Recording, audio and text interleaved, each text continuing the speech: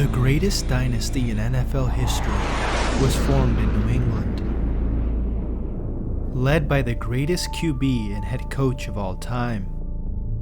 Brady and Belichick's rule would last for nearly 20 years. However, dynasties are rarely formed with clean hands. The rest of the sports world is focusing on the news that his team illegally videotaped its opponent's signals. If they know before the snap of the ball what your coverage basically is, they can chew you up and spit you out. Got the Patriots in Foxborough, it's raining, it's the Steelers, and what do you know? The headset doesn't work. NFL sources telling our sister network ESPN 11 of the 12 balls the team used to beat the Indianapolis Colts were inflated significantly below league requirements. Won 3 Super Bowls in the last 6 years, a dynasty. Now many are wondering if it's a dynasty built on deceit.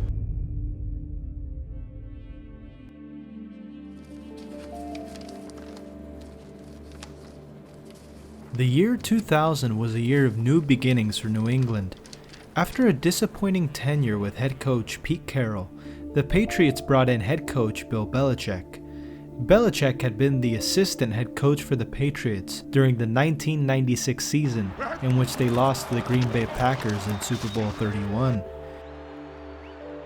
and was the defensive coordinator for the New York Giants under Bill Parcells. In 4 of his 6 seasons with the Giants, his defense ranked top 5 in yards and points allowed, and was one of the most dominant defenses in the league, led by one of, if not the greatest defensive player in history, Lawrence Taylor.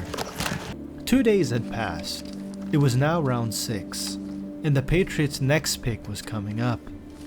New England's quarterback, Pro Bowler Drew Bledsoe, was one of the team's few bright spots, and did not need to add depth to the position. However, there was a quarterback left on the board that drew some interest from the Patriots staff.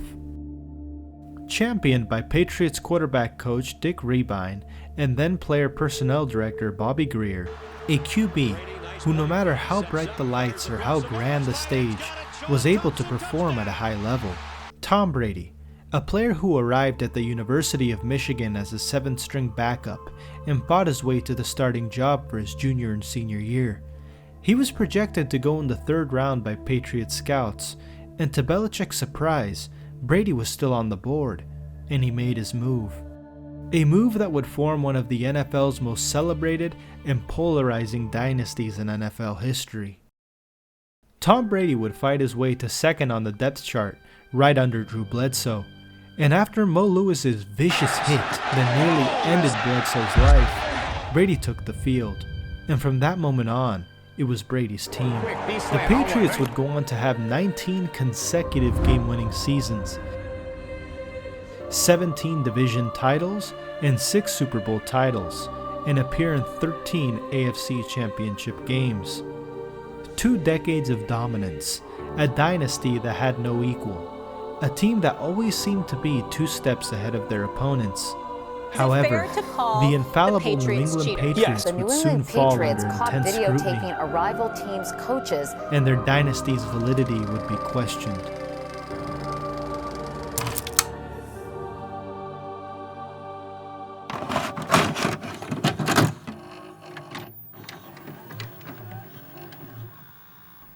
In Week 1 of the 2007 season, the New England Patriots faced off against the New York Jets.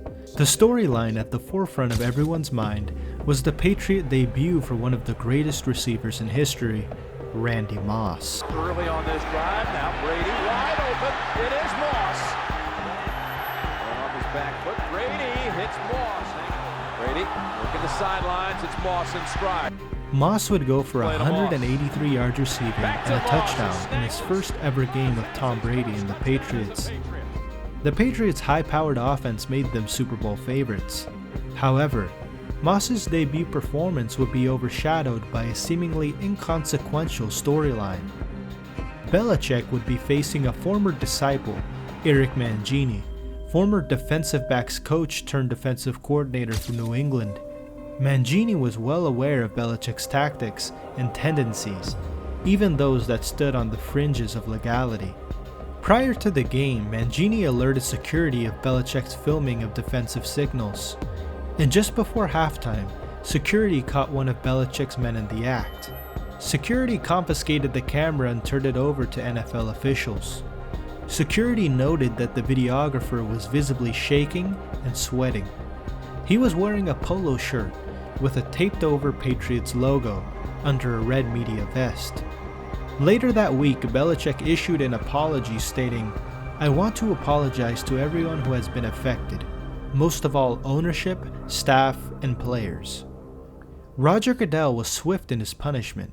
Just 4 days after the incident, Goodell fined Belichick $500,000, fined the Patriots organization $250,000, and docked the team a 2008 first-round pick. Upon further investigation by the NFL, they found that the filming of defensive signals was not limited to this one incident, but had been employed by Bill Belichick since 2000. Inside a room accessible only to Belichick and a few others, they found a library of scouting material, containing videotapes of opponent signals with detailed notes, matching signals to plays for many teams going back 7 seasons. Among them were handwritten diagrams of the defensive signals of the Pittsburgh Steelers, including the notes used in the January 2002 AFC Championship game, won by the Patriots 24-17. Yet almost as quickly as the tapes and notes were found, they were destroyed.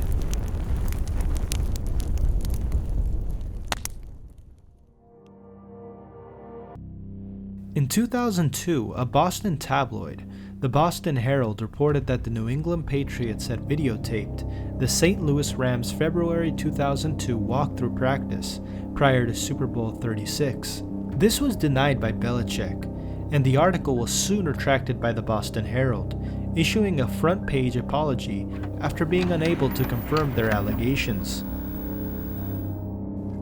Following Spygate, former Eagles came out and were convinced Belichick used similar tactics on them prior to the 2005 Super Bowl. In an article titled Spygate to Deflategate by Don Van Natta Jr. and Seth Wickersham, the author states, "The question that had vexed the Eagles since they lost to the Patriots 24-21 in Super Bowl 39, how did New England seem completely prepared for the rarely used dime defense the Eagles deployed in the second quarter, scoring touchdowns on 3 of 4 drives? The Eagles suspected that either practices were filmed or a playbook was stolen." To this day, some believe that they were robbed by the Patriots, not playing by the rules. The Panthers team that had faced New England in Super Bowl 38 had similar sentiments following the Spygate discovery. "Our players came in after that first half and said it was like the Patriots were in our huddle," a Panther source says. During halftime, New England led 14-10. Carolina's offensive coordinator Dan Henning changed the game plans because of worries the Patriots had too close a read on Carolina's schemes. And in the second half, the Panthers moved the ball at will.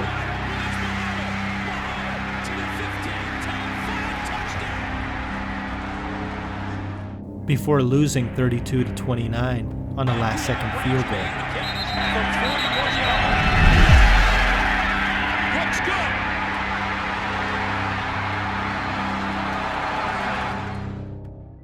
The haste in which the investigation was done and the evidence was destroyed attracted attention from Congress. Senator Arlen Specter from Pennsylvania put more pressure on Goodell and the league to continue their investigation of the Spygate scandal. If the NFL didn't allow for an independent investigation, Specter threatened to file legislation that would revoke the NFL's antitrust exemption. Specter then had a meeting with Goodell, in which he learned that Belichick had engaged in these practices since his hiring in 2000. Specter made many in the NFL nervous, especially New England, but Kraft had many connections and would contact a very powerful friend to help deter the investigation. You have said that success is a kind of drug, and it's too powerful for most people to handle. A lot of people can't win. They don't know how to win. You see it in sports where they're right on the threshold of win, and then they can't get it over the line. The future president of the United States, Donald J. Trump, would have an interesting role in the Spygate scandal that was revealed only a couple years ago. In Spector's 2012 memoir titled Life Among the Cannibals, Spector writes that a mutual friend of himself and Kraft's gave him a call amidst the investigation into Spygate, stating, "If I laid off the Patriots, there'd be a lot of money in Palm Beach." Spector left the friend unidentified and was left a mystery for several years. However, an ESPN investigative report found that the friend was billionaire businessman Donald Trump, who had been a longtime supporter and political donor to Spector and had been Kraft's close friend for nearly 30 years. I've heard these whispers for 3 or 4 years that New England and Belichick lead the National Football League in high-tech espionage. For years, rumors swirled prior to the Spygate scandal that New England led the league in high-tech espionage, and Belichick would go on to later admit that they recorded signals in at least 40 games during the Spygate era. Many former employees claim the taping of signals was not the only tactic they employed. During pregame warm-ups, a low-level Patriot employee would sneak into the visiting locker room and steal the play sheet, listing the first 20 or so scripted calls for the opposing team's offense. The practice became so notorious that some coaches put out fake play sheets for the Patriots to swipe. Numerous former employees say the Patriots would have someone rummage through the visiting team's hotel for playbooks or scouting reports. The Patriot Way stayed with staff after their departure from New England. In 2006, 1 year prior to the New England Spygate scandal, the Jets were caught filming the Patriots' plays and defensive signals from both end zones of Gillette Stadium. The head coach was Eric Mangini. In 2010, the Denver Broncos were fined $50,000 for filming the 49ers walkthrough before the game between the two teams in London. The head coach was Josh McDaniels, former offensive coordinator for New England. McDaniels was fired later that week. Here is the rule Belichick broke. Of the Constitution and bylaws of the NFL, no member shall use at any time from start to finish of any game in which a club is a participant any communications or information gathering equipment other than Polaroid-type cameras or field telephones, including without limitation videotape machines, telephone tapping or bugging devices, or any other form of electronic devices that might aid a team during the playing of a game. Prior to the 2006 season, this was the rule regarding the filming of opponents. The key part to focus on is the "that might aid a team during the playing of a game." Belichick argued that he interpreted the rule as stating that if footage of a game or signals is used for post-game analysis, it does not break the rule, as it did not aid the team during the game. Well, my interpretation of the rules came from the Constitution and bylaws, and in I think it's paragraph 14 there, the Constitution and bylaws states very clearly that you cannot use any type of videotaping device or anything like that from the start of the game to the conclusion of the game. And that was never done. We never ever used any of the videotaping in any way during the course of any game. However, in 2006, a memo was sent out to all 32 teams regarding the recording of defensive signals. Videotaping of any type, including but not limited to taping of an opponent's offensive or defensive signals, is prohibited on the sidelines, in the coach's booth, in the locker room, or in any other locations accessible to club staff members during the game. Belichick ignored the memo. Bill Belichick knew the rulebook better than anyone else in the league, studied it, and actively searched for potential loopholes. He turned the taping of signals into a systematic practice. The shared view of Belichick, according to many who've worked with him, is this: the league is lazy and incompetent, so why not push every boundary? You'd want Bill doing your taxes, says a former Patriots assistant coach. He would find all the loopholes, and then when the IRS would close them, he'd find more. All right, zero slot out, 74, quick, D-slant, on one, ready. buddy. Here we go, buddy. Let's see what we got here. Why forget?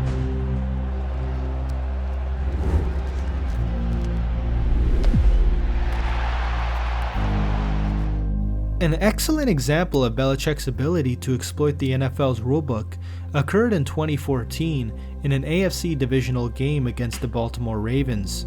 In what would be a closely contested game, a series of deceptive plays would be called that would cause coach John Harbaugh to accuse the New England Patriots of cheating. The Patriots were now trailing 14-28 in the third quarter. The Patriots needed to convert on this drive. Harbaugh had done a good job of containing the Patriots' offense for most of the night. And gets taken down again, so that secondary did its job. And Belichick needed to dig into his bag of tricks to help spark the offense. The trickery would not lie within a play action or flea flicker, but would lie within the formation. At first glance, everything seems to be normal, but when the ball is snapped, the left tackle shoots out and catches a ball down the middle, while Shane Vereen shoots back behind the line of scrimmage. An irate John Harbaugh ran onto the field shouting at the referees, drawing a flag. Harbaugh was furious that the refs were not giving him enough time to ID who were the eligible players. New England took advantage of this confusion on who Baltimore needed to cover, and on 3 plays the formation was used, they gained 41 yards. The NFL confirmed that the play was indeed legal. However, later that year the formation was banned after a proposal by the Baltimore Ravens. Another instance of Belichick's ingenious use of the rulebook occurred on Monday Night Football in a game between the New York Jets and the New England Patriots. The Patriots were routing the Jets 33-0. With 10 minutes left in the fourth quarter, on 4th down at the Jets' 33-yard line, Belichick would take this punt as an opportunity to showcase major flaws in the NFL's clock management rules. Belichick would take a 4th down delay of game. It was declined. The Patriots then took an intentional false start penalty. Because the clock was running at the time of the first penalty, it kept running after the play clock was reset. That allowed the Patriots to run 1 minute and 22 seconds off the clock. Following the game, Belichick had this to say: "No, it was just the way the rules are set up. We were able to run quite a bit of time off the clock without really having to do anything. That's probably a loophole that will be closed and probably should be closed, but right now it's open." And Johnny is down. The action of coaches and players is not an ordinary injury. Sterling Sharp is down. Now the ambulance has made its way out onto the field too, so They call for the card. Here comes the stretcher. In 2014, 2 former New England Patriots, cornerback Aqib Talib and linebacker Brandon Spikes, claimed that the Patriots put false information about them on official injury reports. Spikes was placed on IR after showing up late to practice prior to New England's first playoff game, and Talib was placed on IR for a hip injury when it was a quad injury. New England's improper use of injured reserve and injury reports does not stop there. For a total of 3 years from the 2005 to 2008 season, Tom Brady was on the injury report, listed as probable due to a shoulder injury. In those 3 years, Brady played 127 games straight. As a result, the NFL altered the format for the injury report.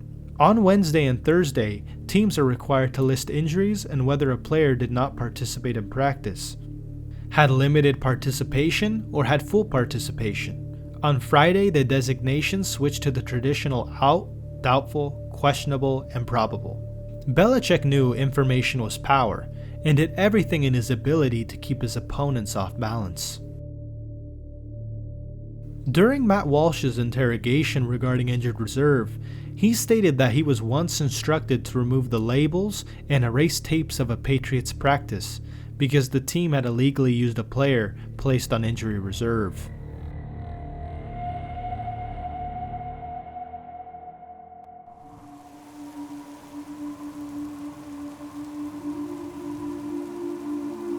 It was a cold day in Foxborough, as New England faced off against the Indianapolis Colts in the 2014 AFC Championship game. Tom Brady as a boy dreamed of games like this, at the doorstep of one of the most coveted championship games in sports. However, the dreamlike landscape that surrounded him would soon come crashing down. To the new developments in the Deflategate scandal. Deflategate. Tonight, the New England Patriots are fighting back against accusations of unsportsmanlike conduct. Did they deflate footballs during their championship game to gain a strategic advantage? The question they're asking themselves is, what's up with our hero?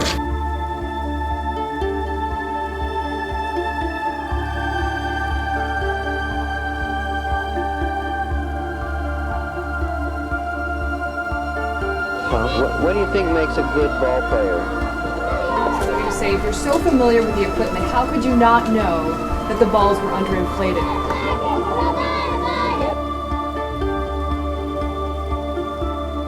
Is Tom Brady a cheater?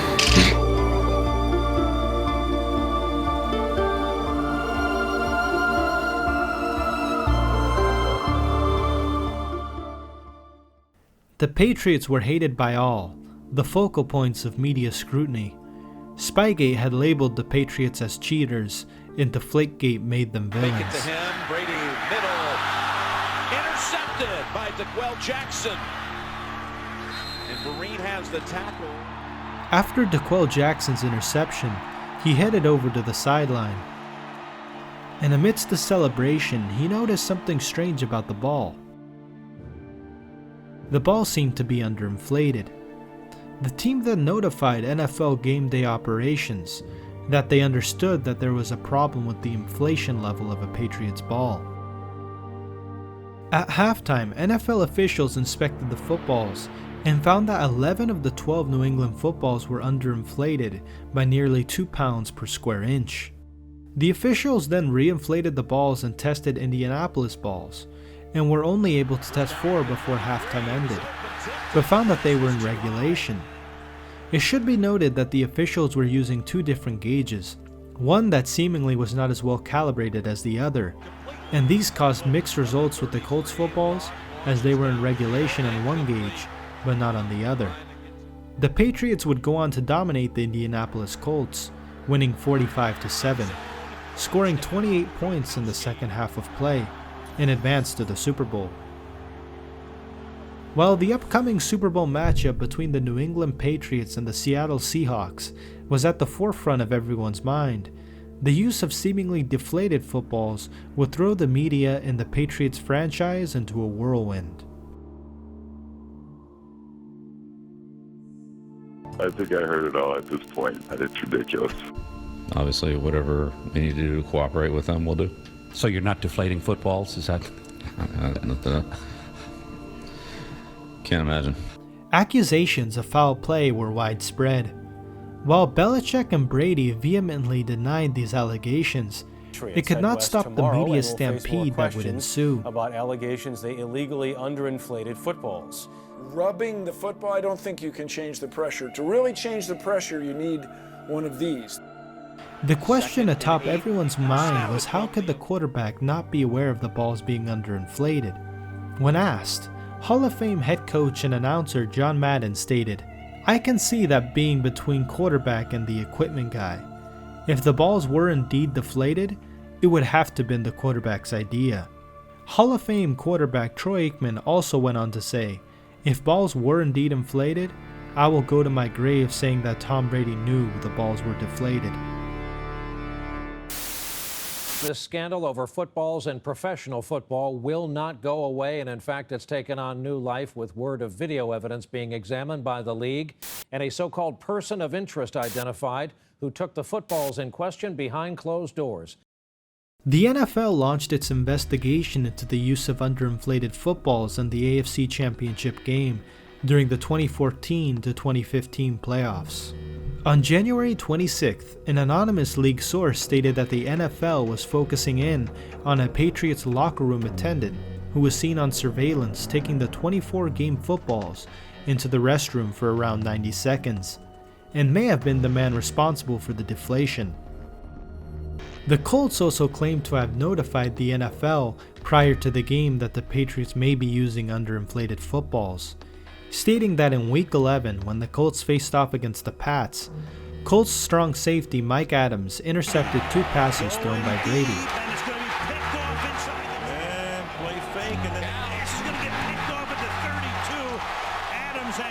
The intercepted footballs appeared to be coated in a tacky substance and seemed spongy or soft when squeezed. On January 23rd, the NFL hired lawyer Ted Wells to uncover what really went on in Deflategate. Wells previously worked with the NFL on the Richie Incognito and Jonathan Martin bullying incident. You're still a rookie. I will kill you. 4 months later, the NFL released a 243-page report. Brady was implicated that it was deemed more probable than not that he was generally aware of the deflation. The report further stated that Belichick and other members of coaching staff were not involved in the situation. 2 central characters in the report were locker room attendant Jim McNally and equipment manager John Jastrzemski, showcasing the texts with one another about Brady, mentioning gifts, inflation, deflation, and McNally referring to himself as the Deflator. The Wells report also had a scientific analysis performed by Exponent, in which the company created a locker room, a part of the field, and tried to emulate similar conditions by throwing the ball, rubbing the ball, and even spraying water, and found that environmental factors alone could not account for the dramatic decrease in pressure, meaning that someone manually and purposefully let air out of the football. Many proponents of New England's innocence claim the drop in PSI followed the ideal gas law, in which the pressure of the football will naturally drop when inflated in a warm environment and exposed to a cold environment. In a lecture given by MIT professor John Leonard, a self-proclaimed Eagles fan, he puts forth an argument that the deflated footballs were not caused by human intervention, but by environmental factors. He criticizes the seemingly rushed and carefree attitude by the officials who inspect the game balls, noting that nothing was recorded. Did they write anything down? Did they write down any numbers? Did they take the temperature? Did they have any sort of experimental procedure? Did they just say 12.5, close enough? He then goes on to say that the decrease in PSI in New England's footballs match what was predicted using the ideal gas law. When they measured the Patriots ball on the sidelines with one of the gauges, guess what they measured? We can look up they measured 11.3, okay? Instead of thinking ideal gas law, they thought cheating. Stating, but, if I had to stake my reputation and career on it, the Patriots balls matched the ideal gas law prediction. The Wells report stated that the balls would rapidly repressurize when taken into the locker room. However, Professor Leonard cited a study that analyzed and showed that a ball when kept in a bag showed slow warming, and therefore the deflation would not be from tampering, but from temperature. On May 11, 2015, the NFL announced that Tom Brady was banned for 4 games in the upcoming season for violating the NFL policy on the integrity of the game. The Patriots were fined $1 million and lost a 2016 first-round pick and a 2017 fourth-round pick. On May 19th, Patriots owner Robert Kraft stated that he did not plan to appeal the penalties, hoping Goodell would do the right thing and reduce Brady's suspension. Big new developments tonight in the Deflategate cheating scandal that rocked the NFL. The league has upheld a 4-game suspension for Tom Brady as the league reveals Brady had his cell phone destroyed right as investigators wanted to see it. We're sorry. You have reached a number that has been disconnected or is no longer... On March 6th, the day of Brady's meeting with Ted Wells, Tom Brady instructed his assistant to destroy the cell phone that he had been using since 2014. During the 4 months that the phone was in use, Brady exchanged nearly 10,000 text messages. The phone's destruction was not disclosed to investigators until nearly 4 months after they had requested electronic information from Brady.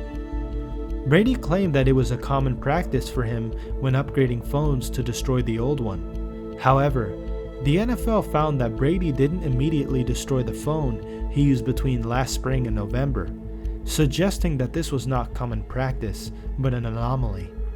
Brady tried to reconcile by turning over phone records and emails, but the NFL saw this lack in initial cooperation as an admission of guilt.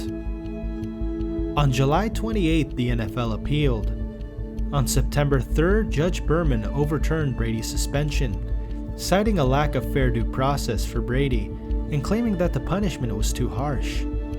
The NFL then appealed the decision, keeping Brady's 4-game suspension in place. And on July 15th, Brady announced that he would not bring his appeal to the Supreme Court. For the first 4 games of the 2016 season, Brady watched from home as Jimmy Garoppolo took the start.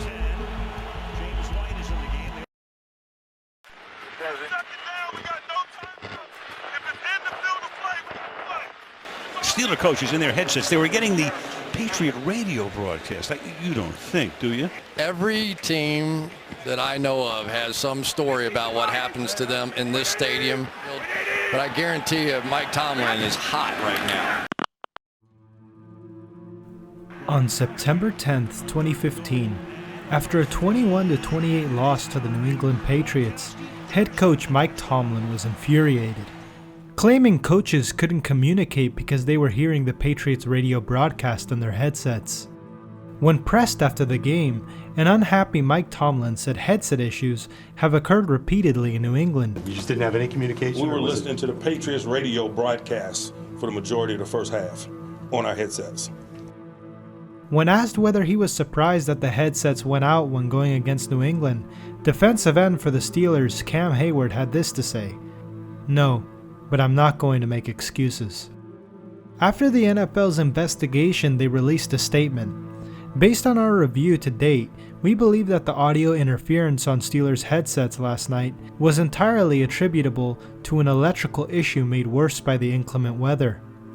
A source with knowledge of the NFL's reaction said Friday morning that when the league determined Pittsburgh's communications were down, it was in the process of shutting down the Patriots headsets when the problem was resolved. Here comes the blitz through the middle, and Brady gets buried by Will. In a 2005 wildcard game between the Jaguars and the Patriots in Foxborough, Jacksonville experienced communication malfunctions between coach Jack Del Rio and his assistants. Linebacker Carlos Dansby told NBC that his headset stopped working during the 2008 game at New England and he suspected foul play. "My headset was working fine every game," Dansby told Pro Football Talk, "until the very last game of the year. We get in Foxborough, they couldn't get my headset fixed for nothing in the world." A former Patriots assistant coach had this to say regarding headset tampering. At Gillette Stadium, the scrambling and jamming of the opponent's coach-to-quarterback radio line, small that many teams do, according to a former Pats assistant coach, occurred so often that one team asked a league official to sit in the coach's box during the game and wait for it to happen. Sure enough, on a key 3rd down, the headset went out.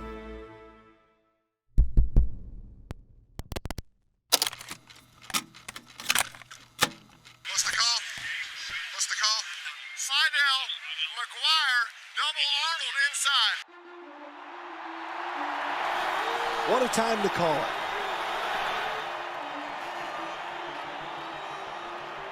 On first down, he had pressure, he got hit when he threw it. But it's Sanders with the interception.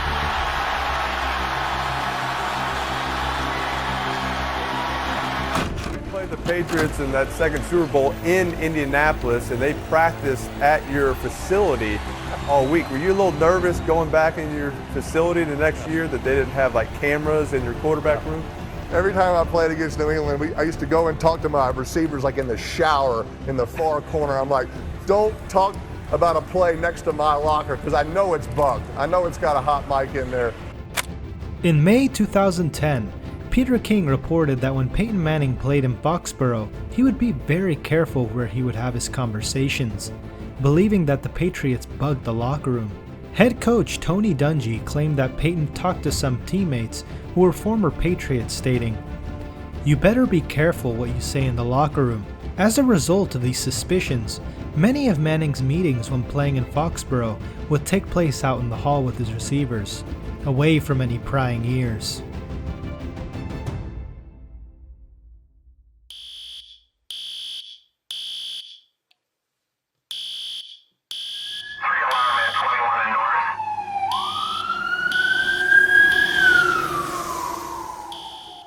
At 3:40 a.m., the fire alarm at Logan Airport Hilton was pulled, causing all the guests to be awoken and evacuated, including the entire Pittsburgh Steelers team.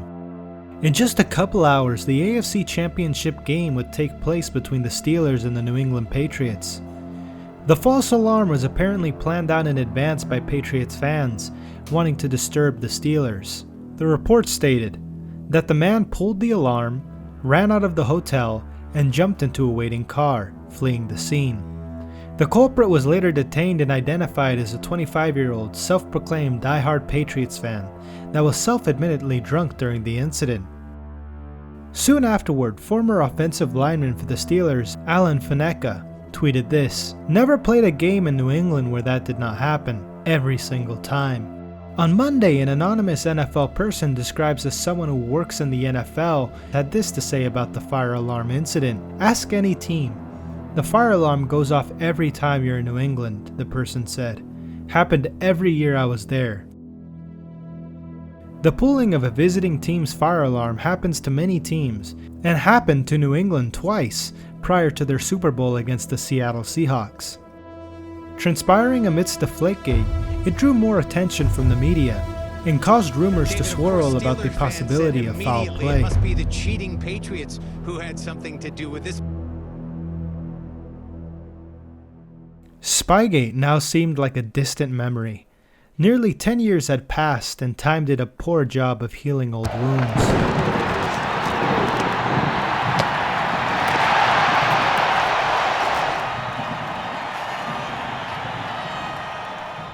During the Philadelphia Eagles Super Bowl walkthrough, a mixture of paranoia and potential New England spies led to Philadelphia running a fake walkthrough to ensure the Patriots could not steal any plays. Least of all, their signature Philly Special, which worked to perfection.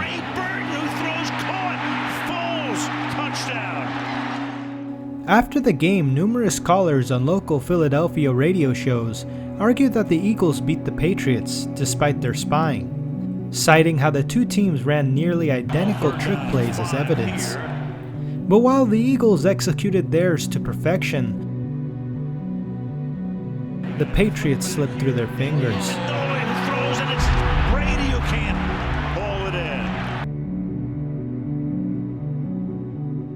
The Eagles' suspicions of potential Patriot espionage may not have been unwarranted. Patriot deployed. I want to show right now we have exclusive footage of this confrontation. And this is a piece you're filming on your advanced scout? Yeah. Come on, guys. I don't see the advanced scout in this footage. Great coach, but sometimes you have to go after these top dogs to undermine a culture that is clearly there in New England of pushing the envelope. It's a field perspective is my bad. That's not the field. Gets his information and gives it back to the football operation side. If that's the case, we have what we had in the beginning. Spygate 2. That's why you would think you could take that. I didn't know. I didn't know. You can delete this right here for you. Damage is done, my friend.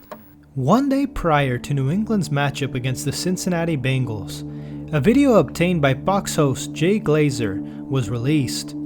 The footage shows a Patriots film crew recording from the press box, focusing in on the Bengals sideline. They are then confronted by Bengals security. The recording was seized by security and handed over to the NFL officials. New England soon came out and admitted to inadvertently violating league rules, claiming the footage was actually for a documentary series by Patriots.com titled Do Your Job. They were filming B-roll footage for an episode on the role of the advanced scout, who is scouting their upcoming opponent, the Cincinnati Bengals.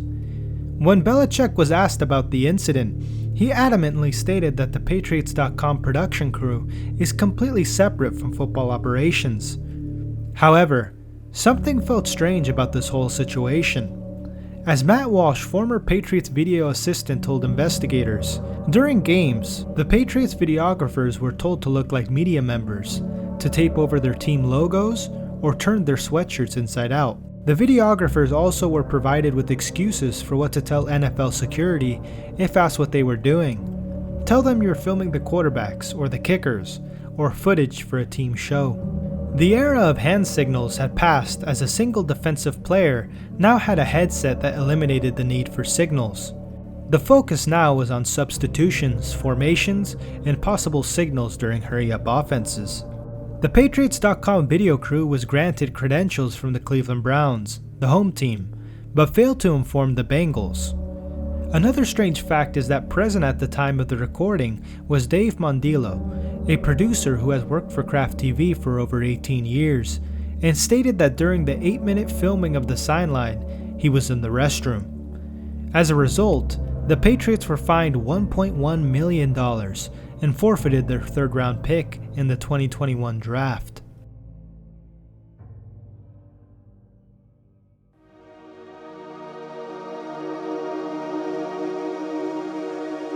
I mentioned this when it was Game 7, Eastern Conference Finals. Michael Jordan went against the Pacers, right? And everyone's like, well, he always gets to the finals. He always wins. It's just the feeling you have. And if you're a Patriot fan and Tom Brady's playing today, it can't end like this, can it? Can it really end like this? When he walks off this field tonight, he is unrestricted. He is a free agent for the first time in his career.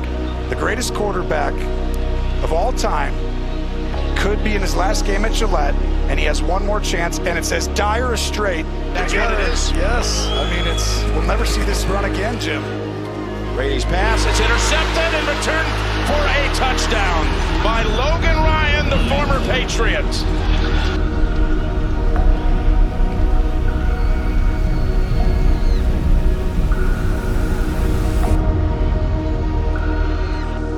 Greeny, it is now official. Tom Brady will be leaving the New England Patriots. He will be playing his career elsewhere. Tom Brady has announced he is leaving the New England Patriots. Number one trending topic on Twitter is Tom Brady, because Tom Brady is leaving the Patriots. He just announced this. Yeah. Do you think that this dynasty is over, Michael? Tom Brady is sick and tired of Bill Belichick's arrogance, the little shots he's taking at Brady. We're asking, is the dynasty over in New England? Is that over for New England? Absolutely. The dynasty is over. It really ended on March 17th when Tom Brady left.